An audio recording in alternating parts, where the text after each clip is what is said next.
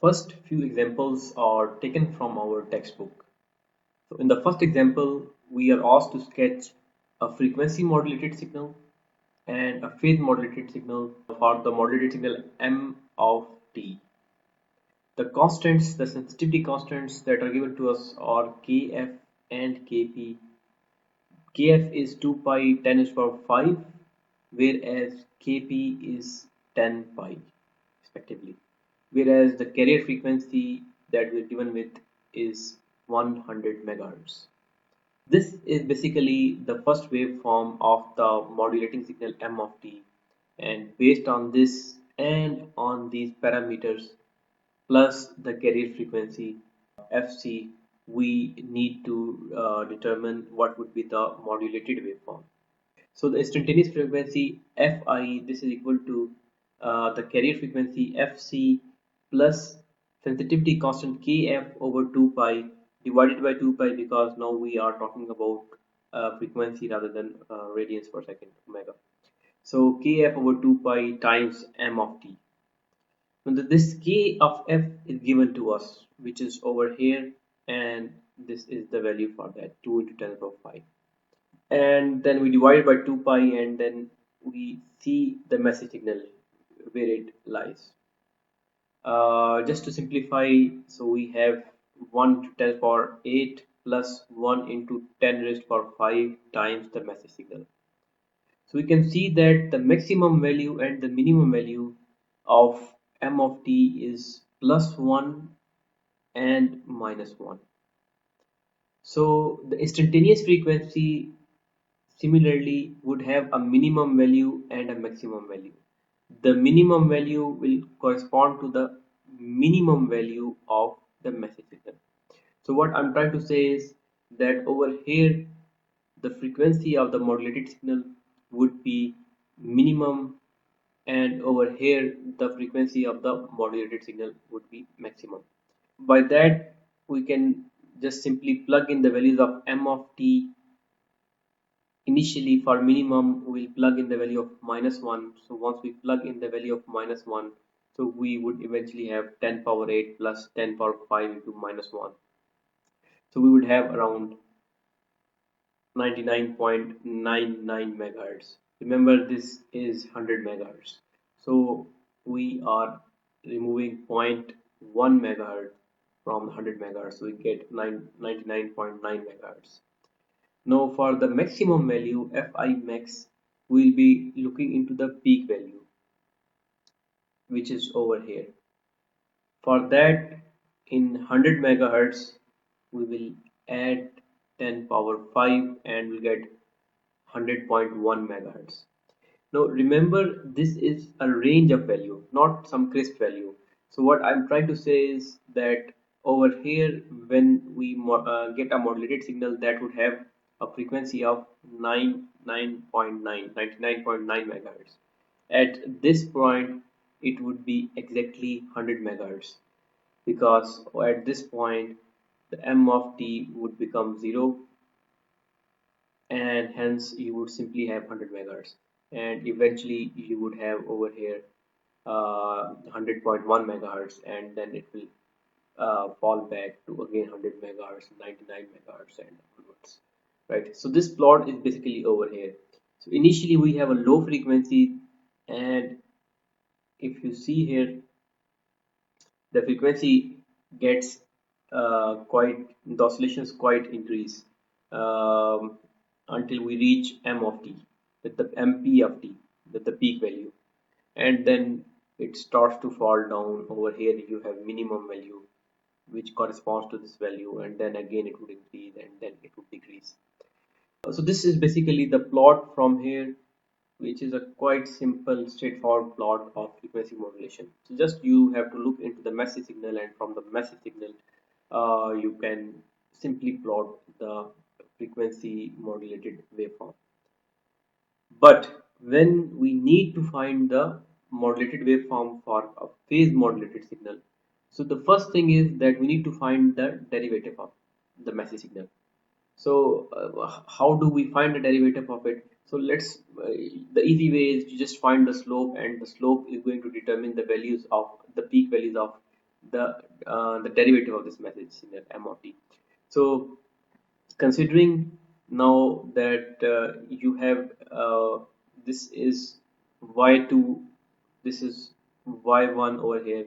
Similarly, over here we can say this is x2, this is x1. So if you need to find the slope s, right, so this would be y2 minus y1 over x2 minus x1.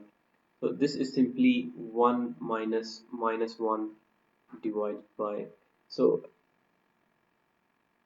what we have is we need this value, but we know that for the whole period, that means um, from this point until this point, it is 2 into 10 raised to power minus 4. 2 into 10 raised to power minus 4. So that's the time period, but we need half of that. So that means x2 minus x1 is half of the overall time period. This is until here. We just need half of it, which lies on this plane in this range. So this would be simply 2 into 10 raised to power minus 4 divided by 2. So if we solve this, we would simply have plus 20,000 for the positive slope, and similarly for the negative slope we would have minus 20,000. So we'll get the values of plus 20,000 and minus 20,000. So that is our m dot of t. So once we got m dot of t, so the instantaneous frequency, then it is straightforward. The instantaneous frequency is equal to the carrier frequency plus kp, the sensitivity, divided by 2 pi m dot of t, which is over here. So the maximum value, as you can see, is 20,000. The minimum value is minus 20,000. So it's quite easy now to plot the phase modulated signal.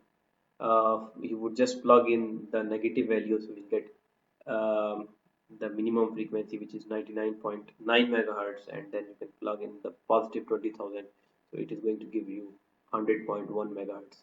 So an important point over here is that for this signal you simply have a consistent frequency. Over here you would have a low frequency, over here you have a high frequency and a low frequency, whereas for frequency modulated signal it was basically increasing linearly and then decreasing, and so on and so forth. Now this brings us to another very fundamental aspect of communication, but this time it is more related towards digital communication, where we use the word shift keying. So you could say shift keying is used in parallel in digital communication as compared with analog communication, where we use modulation. So in analog we often use modulation, whereas in digital communication more we are specifically concerned about shift keying. So presently what we have is this is example 5.2 in our textbook. So it says that we need to sketch FM, frequency modulated waveform, for the modulating signal m of t, and then it is giving us a constant kf, which is 2 pi into 10 to the power 5, and then again the carrier frequency is 100 megahertz. So it's quite obvious that now the message signal, whenever it is plus 1, you would have m peak value of plus 1, or m max value of plus 1, and then you could have m min value of minus 1. So whenever it's plus 1, this 100 would be added with kf times plus 1, so you would simply have uh, this expression. So if you put plus 1 here, you would have 100.1 megahertz over here, and then if you put m of t equal to minus 1, you would have 99.9 megahertz. So depending on the input signal, you're going to shift key it into a specific frequency. Now when we are specifically mentioning digital communication, the format for our signal might be in terms of ones and zeros. So we may have something like a 1 here, a 0 here, which is represented by a minus 1 volt, or again a 1 and a 1. So plus 1 volt is represented by 100.1 megahertz, and then a 0 is represented by 99.9 megahertz, and again plus 1 is represented by 100.1 megahertz. So this type of shift keying or modulation is something that we call as FSK, which is frequency shift keying in digital communication systems. Now next it says that we need to sketch a PM. Now this really gets very interesting. So it says that we need to sketch PM, phase modulation, waveform for modulating signal M of t. So considering it again gives us some constant value of the sensitivity Kp, which is equal to pi by 2, and the carrier frequency remains the same, which is 100 megahertz. Now for the given message signal, if this is the M of t, the first thing is, of course, for PM we need to take the derivative of this one. So if you take the derivative of this one, you can see that there is an increase from -1 to 1. So you would have an impulse here, which would have a strength of 2, right? Plus 2. But over here the slope remains 0, so there's no change. So over here the value would be 0, and then there's the negative slope of strength -2. So in a way, when you take the derivative of this message signal, so what you would have is, you would have a plus 2, a minus 2 here, again a plus 2 here, and a minus 2. So this is basically plotted over here. So m dot of t is a delta function of having strength plus 2, and then a delta function of having a strength of -2, and so on and so forth, right? So so once we get m dot of t, now we can calculate the instantaneous frequency fi of t, which is fc plus kp, the constant, divided by 2 pi into m dot of t, which is, again, this is 100 megahertz, and this is simply 1 by 4 m dot of t. It's basically, the frequency is not changing right now, it's simply 100 megahertz. So but what we have difference, where we differ is that wherever we get a spike or a delta function, we would have a phase change, and presently that phase change is of 180-degree. I will elaborate further. Initially, when we're sending a signal, we have something like PM is amplitude of the carrier, cos times omega ct, cos with argument omega ct plus kp m of t, right? So this kp is something that, what you call, that is a sensitivity constant. So now this is given, which is pi by 2, and then we have a message signal m of t. Remember originally that the message signal was either plus 1 or it was simply -1. So it was plus 1 or -1. So the message signal would be either, over here I have mentioned, -1 or plus 1. So if we want to plot this cos function, so it is something like,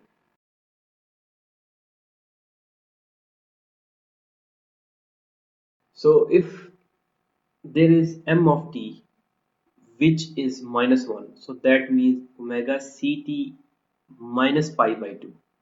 So by a phase shift of minus pi by 2, what we mean is, we mean that we are going to shift this signal towards right, right? So minus pi by 2 would mean that we are having something like this. So this would convert to AC sine omega ct. But when we are having m of t equal to plus 1, so if you plug in the value of m of t equal to plus 1, so this would become omega ct plus pi by 2. If you have plus pi by 2, then the waveform would be shifting towards left, and hence you would have, so this is simply minus AC sine omega ct.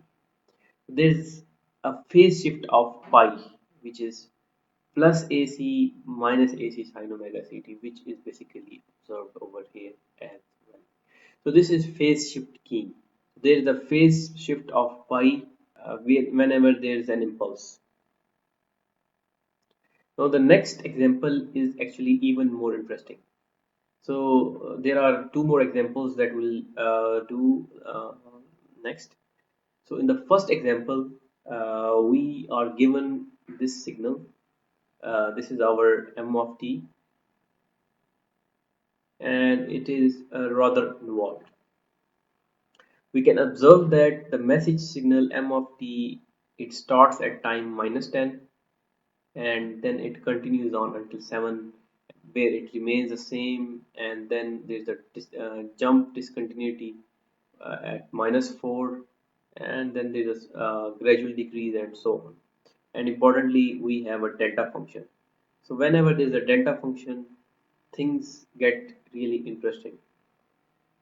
Remember that we are asked to sketch an FM signal, and for that we are given angular frequency omega c, uh, carrier frequency, and sensitivity constant kf. From this point, at this point, the value would be the value of oscillation, the oscillating frequency would be exactly equal to omega c. But as the value of message signal increase, so would the instantaneous frequency. So overall, the oscillations would increase until this point. So once we reach here, from this point to this point, it would remain the same. The instantaneous frequency would remain the same. Then there's a discontinuity over here, and then from here, suddenly the frequency would increase at this point over here, but then it would gradually drop. The instantaneous frequency will become low. Over here, it would increase, and then it would suddenly jump up and increase further. Then it would drop down. Over here, this would on this range you would have simply omega c, and over here we have a direct delta function. So let's interpret it further. So some of the things are quite obvious. Whenever the magnitude of the message signal is high, the frequency would be higher, and whenever it is low, it would be lower. But the interesting things are when we are faced with a delta function. So we have a delta function here which is having a strength of 0.3. So remember, a delta function has approaching zero width and infinite height. So by 0.3, we mean that its area is equal to 0.3, right? So over here, when we have discontinuity, we would have a phase shift, right? And it's called phase discontinuity. So this phase discontinuity is nothing but the strength of this direct delta function, which is 0.3 times kf. So this is equal to 1.2 pi radians. So as discussed before, the amount of shift that you would get. So this is what we would have. This is the amount of shift that we will get, which is 1.2 pi, and this is observed over here by means of dotted lines. Okay, so the another important consideration is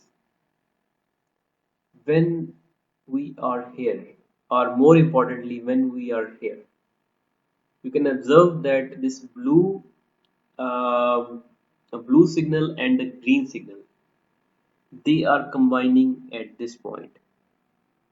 So let me zoom it further. So if you see, there is no discontinuity over here. So the blue will finish here, blue waveform will finish here, and then green will stop. This is something that we usually term in communication as continuous phase modulation,